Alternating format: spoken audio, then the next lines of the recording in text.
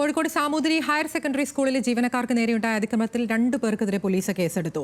പുതിയപാലം സ്വദേശികളായ റദ്ദുൽ, അക്ഷയ് എന്നിവർക്കെതിരെയാണ് കേസെടുത്തത്. വാർഷികാഘോഷ പരിപാടിക്കിടെ ഇരുവരും സ്കൂൾ കോമ്പൗണ്ടിൽ കയറി ജീവനക്കാരെ മർദ്ദിക്കുകയായിരുന്നു. കോഴിക്കോട് നിന്ന് ലിനറ്റ് വർഗീസ് ഉണ്ട്. ലിനറ്റ്, എന്തിനാണ് ഇവർ ഇത്തരത്തിൽ ആക്രമണം നടത്തിയത്?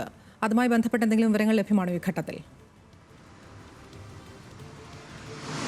അതിന് കഴിഞ്ഞ ദിവസമാണ് ഈ സ്കൂളിൽ വാർഷികാഘോഷങ്ങൾ നടന്നുകൊണ്ടിരുന്നത്. ആ ഒരു സമയത്ത് പൂർവ്വ വിദ്യാർത്ഥികളാണ് എന്ന് ആരോപിച്ചുകൊണ്ട് 2 ആളുകൾ ഈ ഒരു കോമ്പൗണ്ടിലേക്ക് ആളുകളുടെ അനുവാദമില്ലാതെ, അധ്യാപകരുടെയും മറ്റ് സെക്യൂരിറ്റി ജീവനക്കാരുടെയും ഒന്നും അനുവാദമില്ലാതെ കയറി വരികയായിരുന്നു.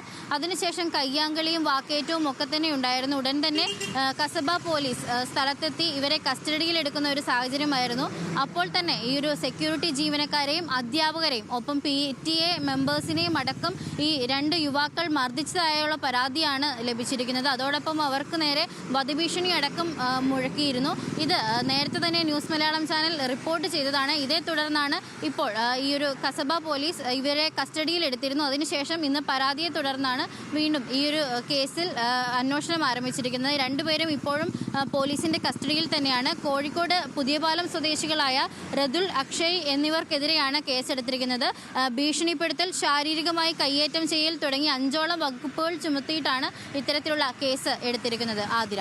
ശരി, ലിനറ്റ് വർഗീസാണ് വിശദാംശങ്ങൾ നൽകിയത്.